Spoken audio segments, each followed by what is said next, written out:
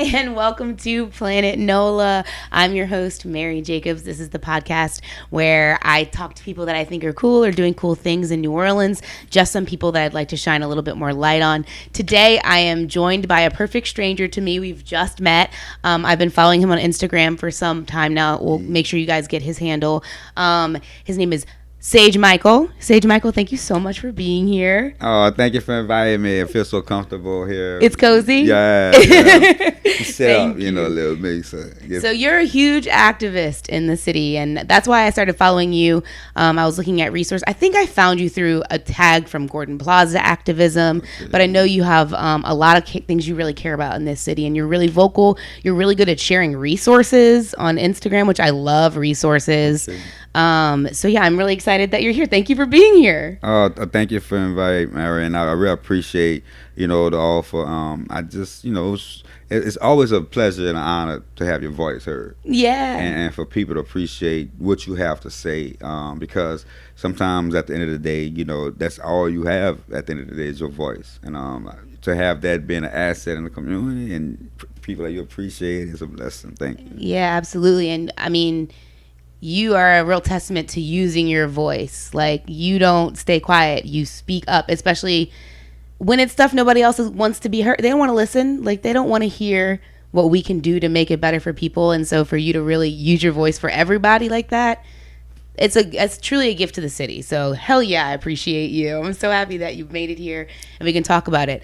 I was hoping that maybe you could do a little bit of chatting about the Lincoln Beach project, because I know that's something you've been a passion project for a while, right? Yeah. So Lincoln Beach, for everyone that may not know what it is, it's a 70-acre beachfront property along the shoreline of Lake Pontchartrain, located all the way in New Orleans East, in a place that's really populated by black people who are really marginalized, and opportunity don't really see them as it does other places. It was a segregated beach from 1935 up to 1965 when it was closed down. It's been officially closed ever since then. So for me, having a place like that that's historical, it's so complicated of a story of an onion that we could peel back. There's so many layers of different angles we could talk about Lincoln Beach. But for me, what it meant for me, just historically, hearing stories and whispers, throughout my family about Lincoln Beach. I can't specifically say what family member talked about it, but through our history, we have stories we hear. Grandma and grandma in the front room, and they just talking, and we pass them by, and we catch those stories like that. So I heard stories about Lincoln Beach, and like I said, I live in New Orleans East, still live in New Orleans East, and I purchased a home out there in the '90s. I venture over there with my dogs. I'm born in the city, but I got country blood. I got country blood. I'm raised in New Orleans, born and raised in New Orleans, but I come from the Bayou people too, like Booty, Hornville, and all that. Okay. And so that's why we went to the country. For summertime, Yeah. And New Orleans East was a place that we traveled to, and that it's a far place for us when we were young. But nowadays, it's a place where like Lincoln Beach sits, desolate, and we just need something of value in our community. And Lincoln Beach is that place that I know it could be that. It's not just a beach. It's a passion project, as you mentioned earlier. And for me, I think sometimes people gotta. My motivation for doing it is, I think, is rooted out of taking situations and turning them around. And so I think that's why I want to do it. And my motivation, taking. It's not just a beach, it's not just brick and mortar, but taking our people in the situation we're in, all people, and turning it around. Like, what can I do to say, change the tide? You know what I'm saying? Like, change the way. Because really, I just don't like what I'm born in. I don't like the system I'm born in, the classism, all these. I don't like it. But that don't mean that anything we must coexist in it. Because I can't jump to Mars right quick. I ain't like your boy and building spaceships if they do. Right. If all this failed, I think about this all the time. I'm like, man, I wish I had those funds. Yeah, but those funds are for the 1%ers, and so we got the 85%. Who people living in a matrix or really like living a program who are traumatized, who really just kind of not really like paying attention to, who are just distracted away from those things purposely, by program, Oh and my God, you're speaking to my heart right now. This is mm, everything this is you're speaking to me. tell Definitely. me a little bit about it. Well, I think what really resonates with me about your passion for Lincoln Beach is this. Okay, Lincoln Beach was born of racism, right? Segregation. It was born because Pontchartrain Beach didn't want black people there, Yeah, right? yeah, And exactly. so it was born because of that resistance.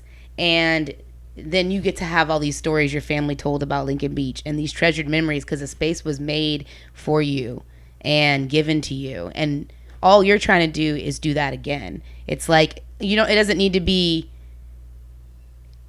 we can just prioritize space for gathering and like Yeah, be intentional about making space for it. And yeah, I live in a real small house, right? But I still have my friends over, and when they're there, it feels full of love. But Lincoln Beach has this opportunity to give so many people a space to gather and like make memories and tell stories to their kids and their kids, because we all know that like when you have a space like that, people are going to feel better because they're going to be able to connect when you can just go and feel that full heart feeling. But the more those spaces get taken away from us, the more free access to nature gets taken away from us, the more we lose sight of that really deep connection to a place. Like I'm so inspired by you being like, this place could be beautiful. Like it once was beautiful, it could be beautiful again, and there can be so many more memories, there can be so many more milestones to be celebrated there. yeah, And it does feel very deliberate that these projects, which most directly impact the black community of our city, like I just feel like they get completely ignored for other projects, like yeah, adding streetcar lines in tourist areas. Like it's yeah. like I want it so bad for this city too. And I like, when I started seeing your activism, I was like, this is a project that I want more people to Yeah, think and talk about. one thing about things that move, so we live in New Orleans, was like the natives originally called. What I learned through my 2 years, 2 or so years since March 2020 of working with this project called Bubancha, and so my one part of my journey has been learning, unfolding the history from Lincoln Beach today to Lincoln Beach to where it was when black people was there. Prior to that, it was 2.5 acres of land owned by the United Fruit Company, which is Fruit company. United Fruit Company, Okay.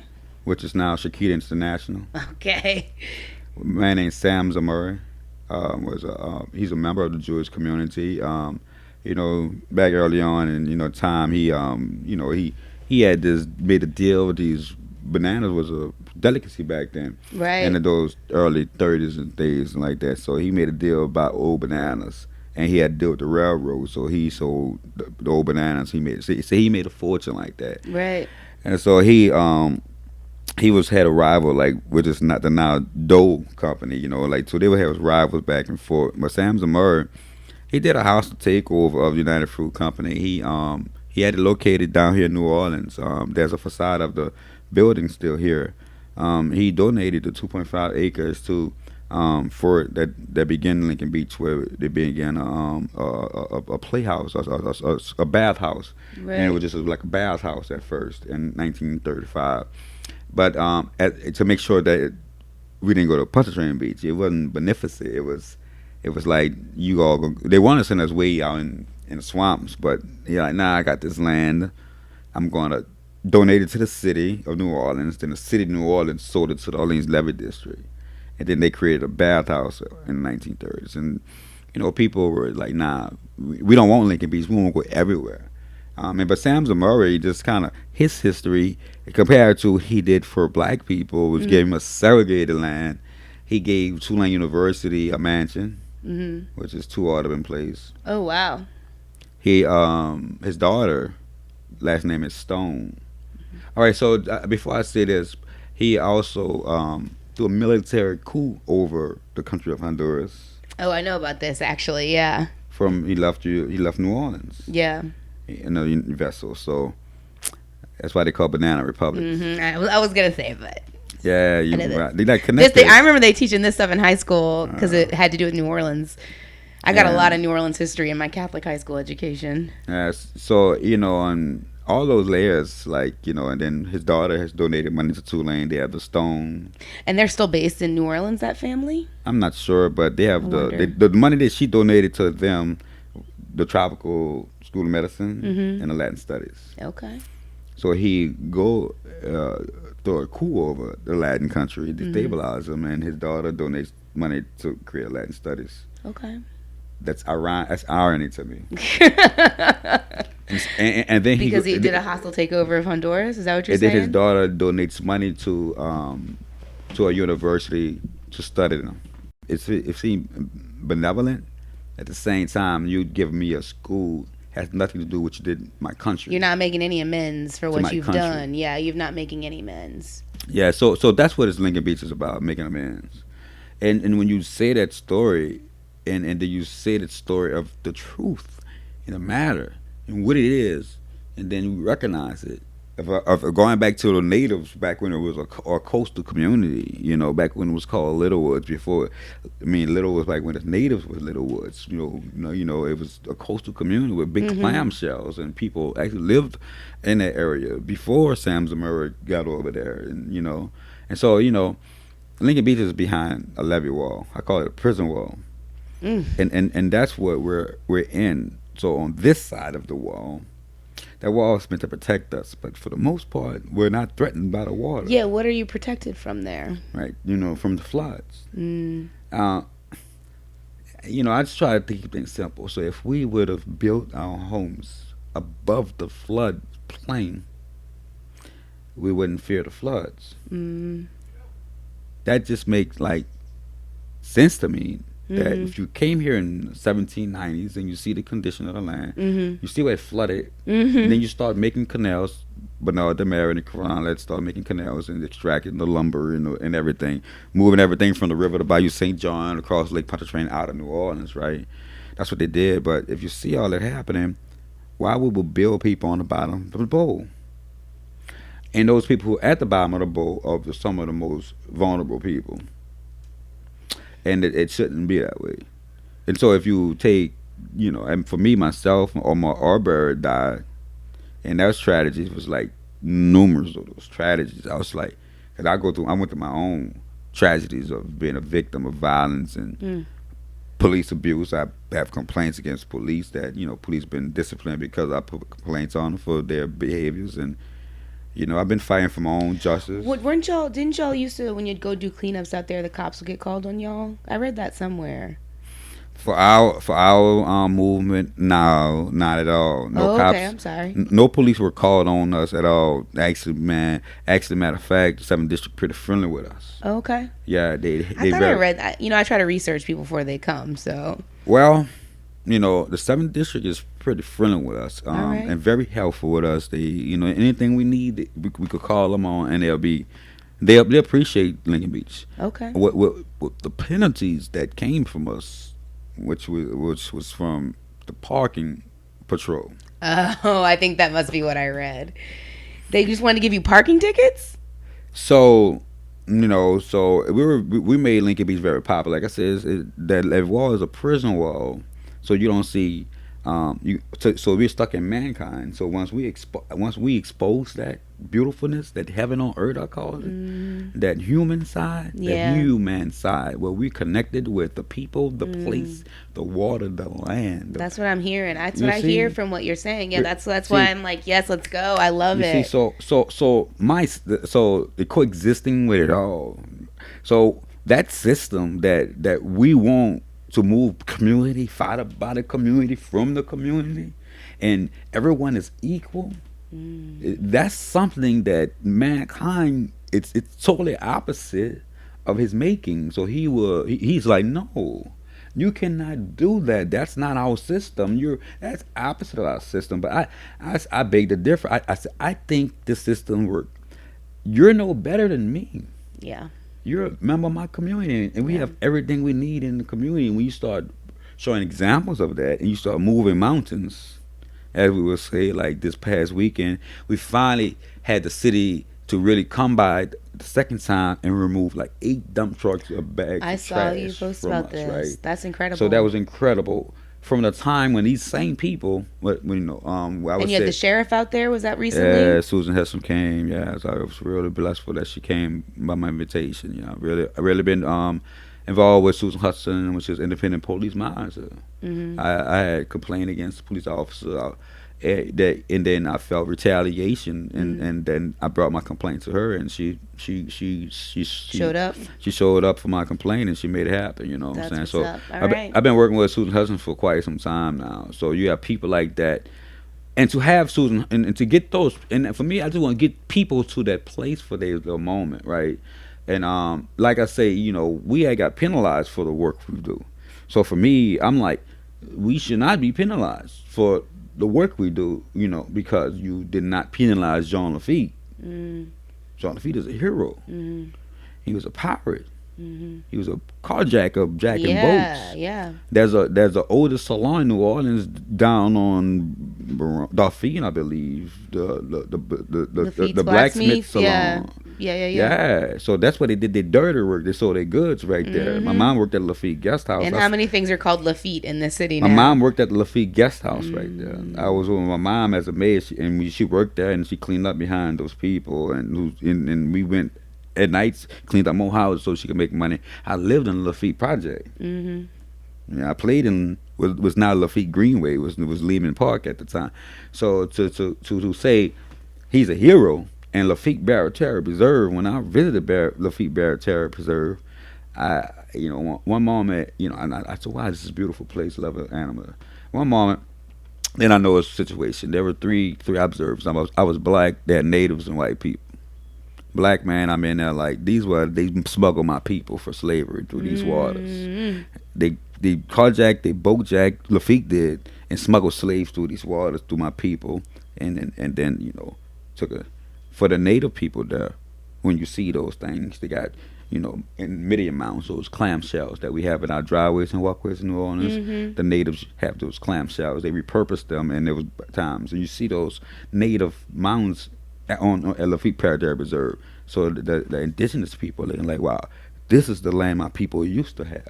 Right. It used to have. And for me, a white person that looked at me like down on me when I was in the bathroom and I had my foot on a little stinking zinc tie on my shoe and looked down at me like what I'm doing. For me, he was part of the Mm-hmm. colony of this colonization of this place. Because then, when you walk along the trail, you see the Midian Mounds, then you see the sawmills come. Mm-hmm. So you see nature, then you see indigenous people, then you see where they cut sawmills and where man came. So you see this story, but it's not really like told. And I went in a visiting center and I was saying, hey, people in there, having a great meal, whatever. All the people holding. I said, hey man, I would like one of those baskets. Is this man here, white man? This man here was taught by the natives how to weave these baskets like that. I'm like, that's great. How much it costs? They said, oh, it costs a lot of money. And for me, I was like, man, what happened to the people that taught you? Do they get some of that money? So Probably for not. me, it went from one day going there with my best friend bird watching, cause like bird watching and stuff like that, Mm-hmm. and for me going by myself one day and kind of getting clapped with the reality of this paradigm that we're living in. Black, indigenous and colonists, and we're here. And so the American dream never made New Orleans. So Lincoln Beach is like a place that I want to bring back in a different way. Well, I feel like you're talking about stories not being told. You're talking about the stories of the indigenous people and the black people that have not been told. Yeah. And I'm so grateful because what I hope comes of it. I mean, I want to hear your biggest dream for it. I want to hear what it looks like. But what I primarily hope comes from it is community and story and like, I want to hear what your pie in the sky. What do you picture when Lincoln Beach is at its top tier dream version in your mind? What does it look like? I'm gonna tell you a couple of things. One, we have through I'm part of a collective organization called Golf Soft for Green Deal. Mm-hmm. I'm on the action table. I received a grant for the Lincoln Beach restoration, Okay. and part of that grant applied funds for to our oral history project, Okay. which I partnered with Friends of the Cabildo. I partner with 504 Voices, who's doing the Oh recording. yeah, I follow them. I partner with UNO, who's transcribing. So we're able to give our elders, stipends to, thank them for that story. These are people who have lived in history who are in their 80s and their Hmm. 70s. When you get in the 60s, they were babies when Lincoln Beach was born. So it's very important that we have that and thankful for those resources. Also, I founded the organization New Orleans for Lincoln Beach, and Trisha Wise, the president, New Orleans for Lincoln Beach, on this coming Thursday, the 22nd. And the 24th, we're having charrettes. So when you talk about a plan, a vision for Lincoln Beach, these charrettes, which is partnering with Civic Studio and other partners, we're going to have these community planning sessions All right. where we can have a community-based way where everyone can have their voices heard. Hmm. Where it's not an individual project, it's a collective project, Right. and this is where we can come together with those things. I'm helping with funding with that as well, and we're producing. Reggie Ford is another supreme I follow activist, Reggie. and Yeah, I'm gonna ask him too at some point. I gotta get him on here. yeah, he's producing a video, so we can have and promote it out. He's been awesome. He's an awesome in many things. One of them is his editing, his capturing, his documenting of Lincoln Beach movement along the way. He has been curating our movement along the way, and I appreciate that. He's But an artist. He's got yes, an artist eye for it, probably, yeah. huh? So we just want to try to have a way where we just really convince our people who have a collective power to move forward with it. Like just kind of go back to like the penalty part of it all.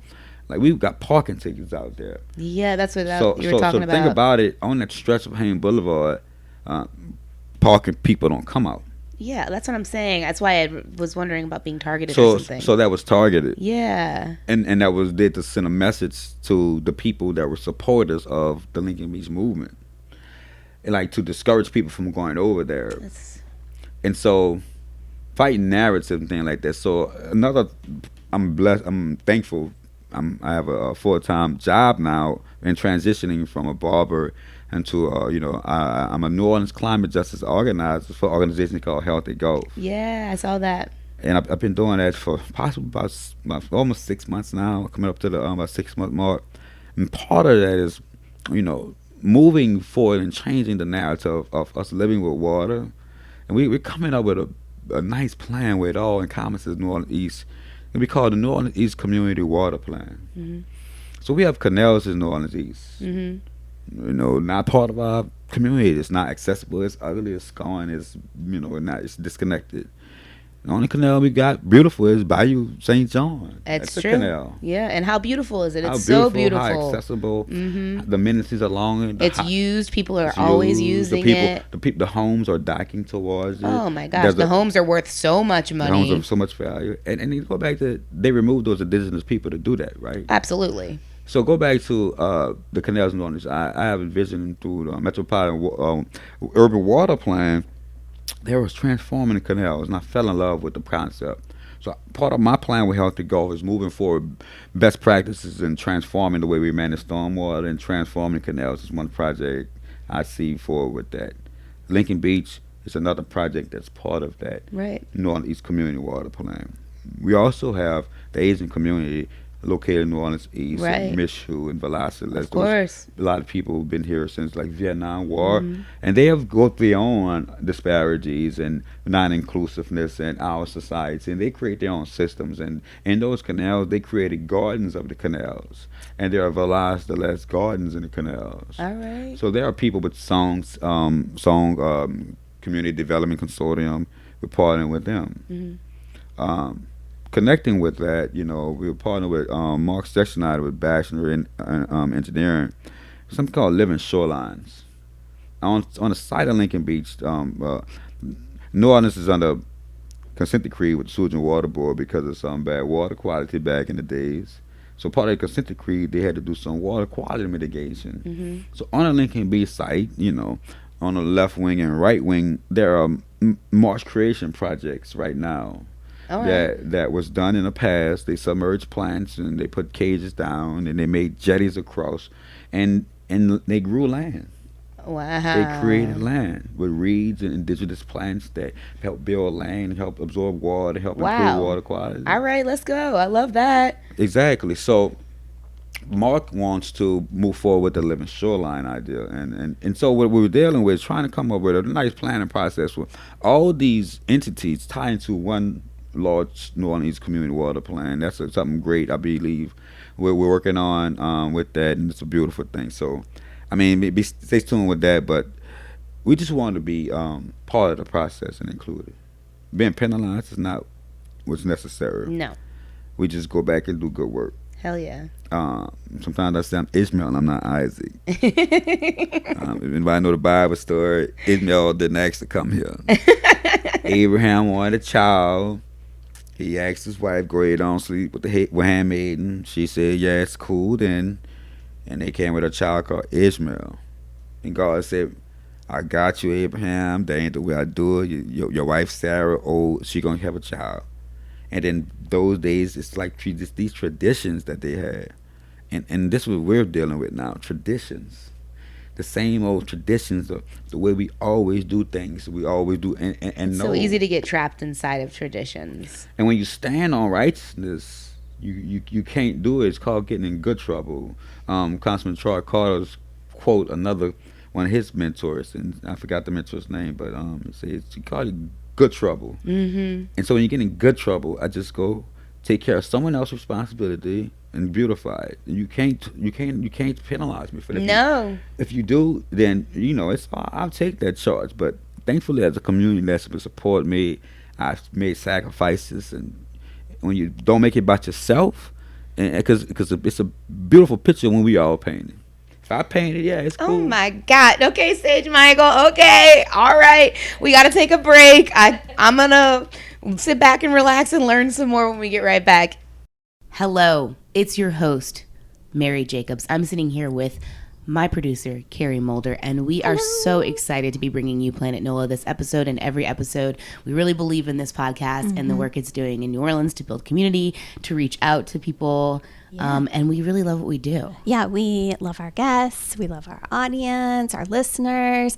We love each other. It's just a big love fest. So if you love this podcast and you believe in what we're doing, it would mean the world to us if you considered subscribing to our Patreon. We've just launched it. The lowest tier is $5. And we are just really trying to get this podcast to pay for itself a little bit, maybe support ourselves just a little bit more. We're both creative people who have a lot of projects, and this is a big one in our lives. And there is bonus content.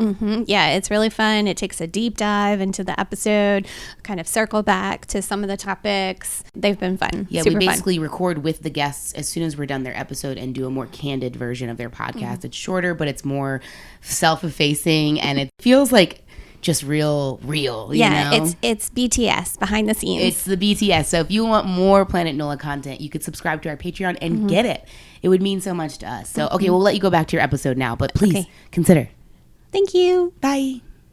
This episode of Planet NOLA is brought to you by Vitality Community Fitness. Vitality is a functional training gym located in Metairie, Louisiana. And at Vitality, we focus on members as individuals. That's right. We don't lump people together. We don't assume that everybody has the same goals when they step into our gym. We also don't push things like body ideals or diet culture. We try to focus on the full person, and we try to give an experience that matches that. We've got incredible coaches. We've got an incredible community. And if you're looking for a place to call your new gym home, consider checking us out. We offer a 3 free class trial. That's right. Literally no commitment. You can try 3 of our classes in a week to see if our gym is for you, because ultimately we want people who want to be there. And if it sounds like this might be the space for you, please consider checking us out. You can go to vitalitycommunityfitness.com, click the contact button, and get started. Hello and welcome back to Planet NOLA. I'm here with Sage Michael, activist, all around amazing human who is blowing my mind with some incredible Louisiana history. I'm getting really brushed up on my history facts right now, and I'm learning so many new things, and I know y'all are learning too. We've talked about the Lincoln Beach Project. You were telling me a little bit about your pie in the sky dreams for it and how it's connected to the healthy Gulf and the water stuff. I've not talked about anybody here on the podcast about the water initiatives, I think, in New Orleans, because there's so many of them, and like so many like places that they're trying to build these like not water retention, but like there were so many different things, projects that I've heard of, but I feel like there's not enough of that. I'm like, don't we want to not flood? Like, don't we want things that absorb things? Thank you so much. For saying that. But that's what it's about. It's how we manage water. I always say we're surrounded by water, but we live in fear of water. Yeah, yes, personally, yes. The answer is yes. Right. So let's take it away from it. Why do we live in fear of water? Because it floods us. Why does it flood us? Because that's the way we develop the land. And we feel it when we see some water bills. When we see that water bill, right? Or when we're driving down the streets and it's leaking, breaking up, and that water line leaking, breaking up our streets, and it costing us money, right? Yep. So we got to change our relationship with water. For me, water is a life source, right? It's the most precious source, right? At the end of the day, you ain't starving for chicken, you starving for water, right? For me, grew up like just inherent fear of water. Like, you gonna go to the lake, you're gonna drown. The lake polluted. Well, why was the lake polluted? Oh, gee, I wonder. Man polluted. So once we started man polluting, the lake fixed itself and cleaned itself. And so me, I want us to manage water differently. So we have this system that pump water, half inch of water out an hour. Now we have what they call now climate change, and it's called rainbursts. And now we got this dumps all that water. So we got more rain, more intense rain in a short period of time. We got this old antiquated system that has not been invested or innovated since it was built. So we got a combo going. And we're a sinking city. We're a sponge.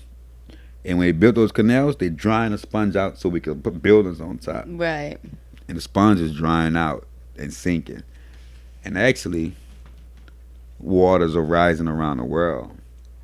So we got to learn how to use space and place differently. Right. And there's no reason why we're talking during the break, and we were talking about just how people collect things, and there are certain types of hoarders around. That there are money hoarders. Oh yeah, they are. There are land hoarders, and people don't really look at those people in a perspective of negative ways. I think of them as villains, super villains. But when we talk about hoarders, in an aspect, they don't look at this person who is a billionaire, trillionaire, is a hoarder.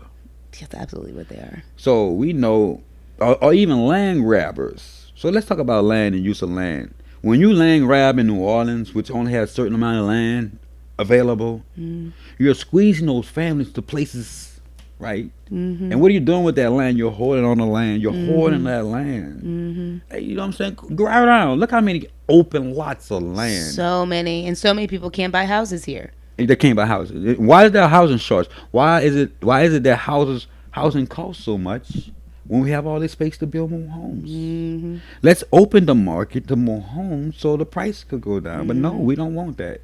Because the government gets more money if the price is up. Yeah. So everybody gets more money when they do that. But what all that does, it displaces family. And what is the fabric of a nation but family? What is the fabric of a nation but connecting with its resources? When you go to a place and you want to settle, what you got to find first? Water.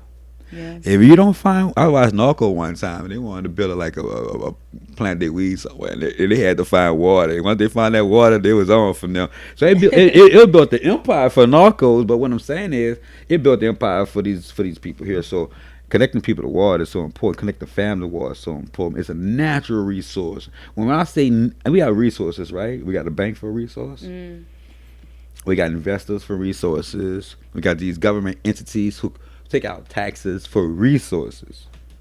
Those are not natural resources. Those are part of us consuming resources, right? Not, you know what I'm saying? So we're part of the wealth of this nation is dependent upon the consumer spending index. Of course. So I just say how much we spend our money is how well this nation is doing. For me to have a nation built on that model. It's so stupid. It's so stupid. Right? It's so stupid. Right. I'm right there with you. So it's like you're looking at me, you're playing me in my face, like. Mm-hmm. So I'm gonna stand on righteousness and truth and transparency, and so I want families to come to the site. Yeah. That's what it's about. People have to children for every generation. There are so many elders who are stuck outside that gate right now who can't climb over that levee. Mm. Who are like, when it's gonna open? When is it Right. coming? Them people went through so much in their life. Like, I'm 47. I went through some things. But if you were 60, 70, 80, Right. I went through a different time in my life. I was born in 74. These people went through the 60, 50, 40s, 30s, 20s. All those things I'm reading about, they lived that, and they still here today. So, man, what I went through, and plus what they went through, that they can't just go walk to a place that they see is 70 acres, that they just want to go walk to the water. So that's all I want to do. Give access to these people who deserve access. We all deserve access, but it's like give it away. Give people Give it away. space. Give it away. Give people the space. Invest in the people to have more spaces. And you know what they say? They sometimes they criminalize the alpha because they say Lincoln Beach is not safe. Mm. So I tell them, I told some elected officials, my block not safe.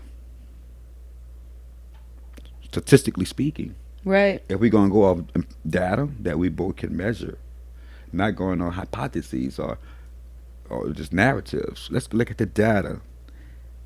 My block is not safe. I could tell you some stories personally what I went through on my block, and just the block meaning my block, my community block. Right. I know what you mean. Like your My block, greater. no, my block for sure. My personal Your block, street for sure. my street and my situations for sure. Okay. Definitely that. In my block mean my community Right. overall. Mm-hmm. So it's personal when I could tell elected official, here's my personal situation. Why I can't live in a house and I had to disappear. Mm. And if you could make that safe for me, you can't tell me this not Lincoln Beach not Right. safe. Right. So when you say Why does safety only matter when it comes to investing in Black future? so what is safety? Who defines safety? Who defines what is safe? Guess what? You know what? It could be correct. For you, where you live, where they live, Lincoln Beach might not be safe to them.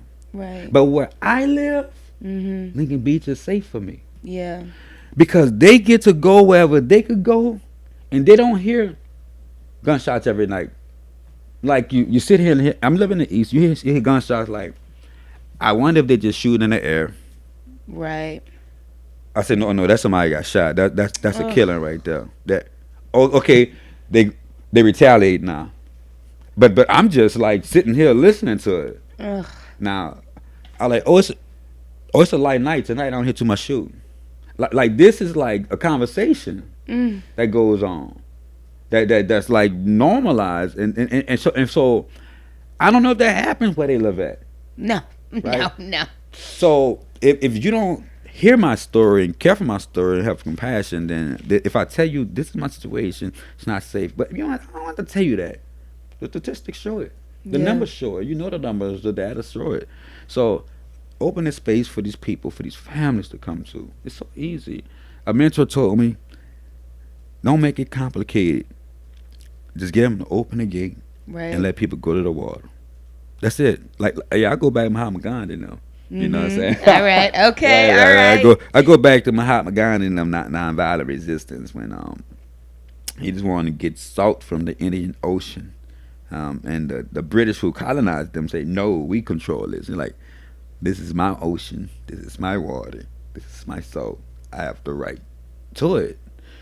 This is Lincoln Beach, made for Black people, for the city of New Orleans. I'm the city of New Orleans. Yes. Absolutely. I'm the city of New Orleans. My mama the city of New Orleans. My mama red beans, rice, and chicken, and okra gumbo, and filet gumbo, and all that. My mama New Orleans, that's New Orleans. My mama made the beds that they laid in, that they like. This will be the first time I've ever cried on the podcast. I'd like to go on record that I feel like I'm being told poetry right now. I did some poetry, but Oh my God. but what I'm saying is, if you have to, so a narrative and messaging. If I have to lift 400 weights of colonized intentional oppression and dehumanization, I gotta switch the mindset. So I'm gonna say the city of New Orleans. I'm the city of New Orleans. We are the city of New Orleans. I know this. I drove, and people travel to New Orleans for the people. I love y'all people. Mm-hmm. Your people. Your people are great. They even got a good name for us after we get screwed over. Your people are very resilient. Oh, I love that one. That's just we watching you all get screwed over, but you all doing the best with what you got. That's a character y'all built up, and you are very resilient. Wow. And we don't actually want to help you at all. We just want you to be resilient. You're If you could just very stay being resilient. resilient, that would be great, because then we don't have to do anything. Nah, we don't have to really like correct those things. Yeah. Make a living wage. And so when not just saying, my mama, but then when you look at who built New Orleans, once again, we built New Orleans. Mm-hmm. Those canals, Mm-hmm. treacherous canals that to drain. Didn't they drain Lake Pontchartrain with prison labor? Yeah, so you were So- so prison labor started as that. So you had slavery, slave catchers. Right. You have the police. You had the bounty catchers and all that. All that was just to make slavery all over again. Right. And you also have other people that they promise things like the new canal, the new canal, around Lakefront where the new canal lighthouse is, that canal. Okay. Thousands of Irish people died dredging that canal. Right. You can go there now at the New Canal Lighthouse Museum and you can see those stories. The Irish Channel. Yeah, have right, those people. right. So certain groups of people after they like kind of move through black people. What other type of people we could get? Exploit. So they got the marginalized of those people. Oh, you don't like your Irish people? We'll take them. Yeah. And oppress them. I mean, just New Orleans, it's just, the seal of New Orleans is oppressive. When you have two indigenous people standing, more male and female indigenous right here, and you got this man laying across the land with a crown and a 3 pitchfork. Oh my God, that is the seal. And then you see the mounds in the background, and you see an alligator down here. Sage Michael, I have seen this seal and I have never thought And about you're like, this. and I'm telling people, the seal of New Orleans is so oppressive. How can that represent? It's like colonizing. Enjoy this picturesque view of it. I mean, it's so Wow, It's I've so never thought about that. It's in your face, and you've gone Decatur. There's a big monument of the founder of New Orleans, Bienville, standing loud and proud with the staff, looking towards St. Louis Cathedral, and then you see a priest step down. It's like Bienville first place. Mm-hmm. Step down is the priest. Mm-hmm. So along with the Catholics came the church. The Jesuits were here before the French. Mm-hmm. So when you look at the Library of Congress, the maps, the Jesuits were here, then the French came, then the Spanish. But the church was here the whole time. The Catholic Church itself was part of the oppressing and colonization. That's what they did.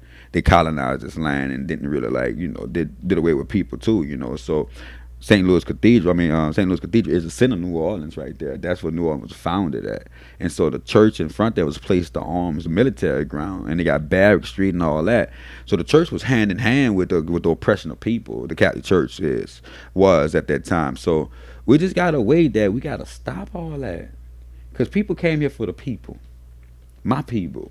People come here for the stuff that we built. Those shotgun houses, that design came from Africa. That okra you eating came from Africa. They leave signs for us to remember us. If you look at St. Louis Cathedral, there are some spires on some points. And one of the spires, I think the one to the left, metalworking. So we were skilled craftsmen. We built New Orleans. They kidnapped skilled people from Africa to come build this wood, ton of this.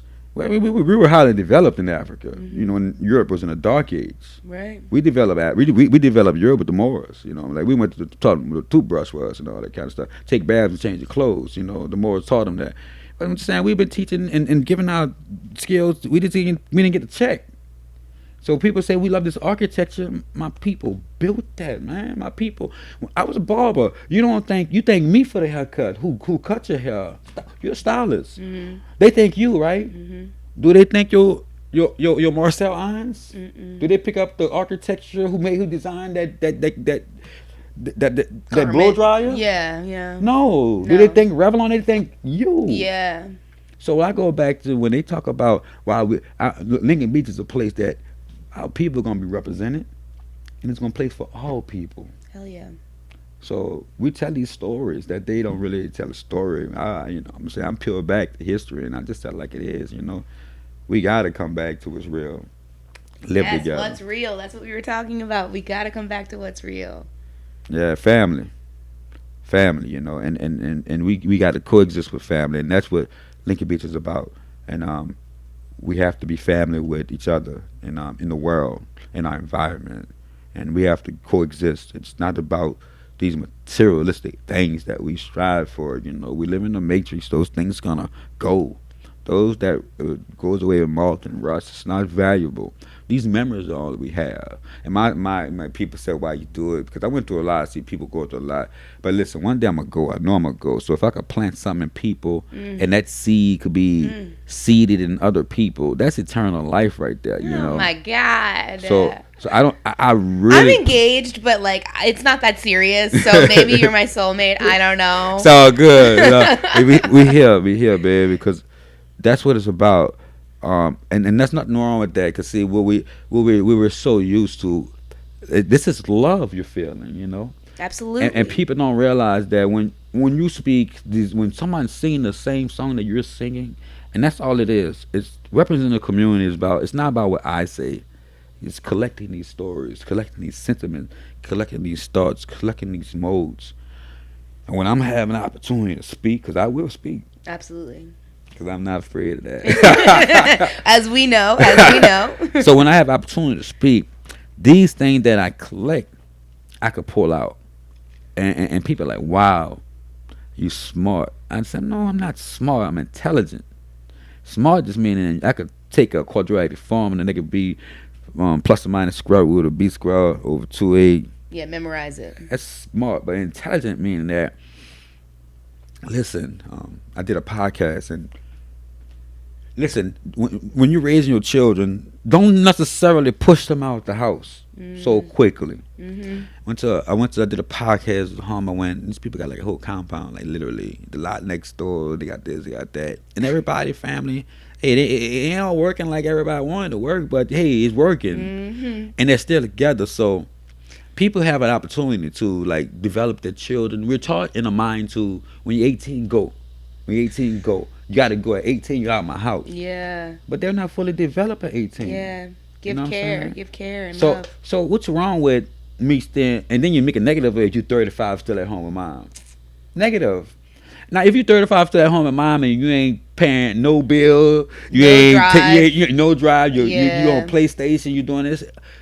Maybe you have mental issues. That's why you're 35 home with mom. It could be many things. It could be many things. Maybe you have mental issues. And that's why you at home with mom. Because you never was able to come out of that and address those mental issues. Maybe you went through some trauma. Yeah. In your life that's your own protector. I bet that's a lot of people's stories and they don't even know it. They don't know it. I bet that's a lot of people's stories. So we just want to, change the tune of life. We want to purpose our life and, trying to make it, try to make it worth something, if you could do it, not live vanity, and say, you help to make this world a better place, and that's it. It's all about that legacy. Yeah. Sage Michael, this has been so lovely. I have a couple final questions for you. Okay, a question that I like to ask guests that I think is a great question for you is if somebody gave you an unlimited budget tomorrow and you could do a project for the city of New Orleans, what would it be? I know it would probably be the stuff we've talked about this whole podcast, so I'm going to challenge you to tell me another dream that you would develop for our city. One, I think, if I ever say for our city that's a already established entity, I would fully fund Nord. Nord. Yeah. Oh my God. I live across the street from Nord. And every day I'm like, why are there not more people in this park? It's the most beautiful park in the whole city, in my opinion. And it's pretty much always empty. Yeah, I would. If strategically speaking, I would fully fund Nord. Actually, I want Nord to run Lincoln Beach. Can I tell you a secret that Yeah. I always think if I just dropped out of all of my creative endeavors and all my businesses, that I would try to work for Nord and like work my way up at Nord and try to like develop it out, because I also really love Nord and what the possibility of Nord Yeah. is. And they do have some really beautiful, incredible, accessible offerings, but they have so much opportunity for more. Yeah, definitely. And I'm sure it just comes down to money, right? Money, education, for them, priorities, things like that. City Right. priorities, the capacity, Right. So the All work, the the stuff. work I do on building relationship to water is about like this recreation, ecotourism, eco Yeah. recreational, transforming these jobs into jobs that they can move forward with in your infrastructure. So yeah, if I had any money budget right now, you ask me one thing, I would expand Nord programming because that's the family right there. It's so lovely to hear that. Nobody ever That's the talks about family. Nord, and I love me some Nord because I have a free gym right across the street because of Yeah. Nord. We literally just walk to the Look. gym. I was a Nord baby and I wasn't athletic at all. No, I was Really? skinny, I don't short. think you have to be, huh? Yeah, I was on a no cut team. You know what I'm saying? Like I was good. That's why I first organizing that Nord, the bats, the gloves, or the face. Like I got y'all covered. You water, you good. So I started organizing real early.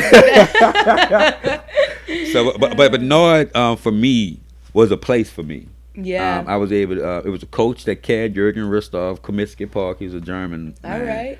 right. He came in all the projects and got us at Comiskey Park. But that was a place for me, and it's still a place. And when I don't want to see our children on the side shaking for cans for funding for Nord, Ugh. I think that should be not done. I want to see fully funded Nord parks. There are some entities that have these booster clubs that give examples of it, like Carrollton Booster Club and these other they really like do well with it. Lakeview do they well with it, but I want to see it for Nord the whole because I know it helped me out a lot. So if you get a family with that, then you could attach everything with Yeah, it. you can give Family, so many I could resources. expand from there. I Yeah. could take the football team and go kayaking. Yeah. Instead of y'all doing that on the field, let's go kayaking. Oh, Teamwork on that. I love Like that. like like you only see them other boys doing rowboating. Let's get them to come play football, and y'all go on a rowboat. Yeah. And let's Like a comprehensive experience for these instead of kids. taking me, instead of taking these things out of our community, let's bridge them and have experience where we could cross up. Oh, Instead of like, oh, you're this, so you get to play lacrosse. right. And you get to go on the road club, and you're this, so you're football and basketball. That's why they put the basketball court on Tulane and Broad. You see that, yeah. Full court press, and nobody play ball. They built all those basketball courts out at the jail, and nobody use them. Really? You never see nobody out there using Wait, those which courts. courts are you talking about? The new jail center, where, so the Orleans Justice Center that was rebuilt after Katrina, Okay. and like you see on the interstate, there's a basketball court. All right. And it's empty. Yeah, nobody use it. I mean, it just like wasted space, and and they kind of like solve it all up. No more wasted space. We got too many people So real. who need healing from trauma. Too many benefits with. They need home security. They need to not be worried about if they can afford their rent the next month. I mean, and the idea of having like a beautiful gathering space that's equal opportunity, people can go there and just enjoy it and be at peace. Like that's some like dream world stuff. I actually want to give people the option to just have some land. If you want to go camp here and live here, and you don't hurt nobody, Yeah. and if we have a way to remove your waste, like your stool and all that kind of stuff, Yeah, if we have the some actual- sanitation, some bathrooms, and if you just want to camp here and nobody hurt nobody, then have and at that's it. all easy attainable stuff. Bathrooms, come on now, we can do that. We can get these projects moving. They transformed this from a community that moved back and forth to a rigid community. Like this land was moved back and forth, nomadic. They moved with the seasons. Like the indigenous people came and went with the seasons. But somebody said, no, we're gonna stay here forever. We're gonna anchor here, and it's not working, but it's getting better though. Well, I can't wait to see the future, and I can't wait to follow all of the things you do. Okay, I have one more question. It's the last question. I ask everybody the same last question. I reached out to you to be on this podcast. I thought you were cool. I thought you were doing cool work. Who's somebody that comes to mind when I say that to you? Just somebody that maybe has a good voice. They should be heard more. Yeah, so with this movement I got going on, it's Three Amigos, with Lincoln Beach. Reggie. Yeah, Reggie Ford, awesome artist.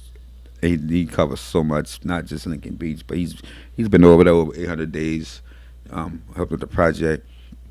Also Trisha Wallace, president of New Orleans for Lincoln Beach, president of the Lincoln Beach Community Advisory Committee.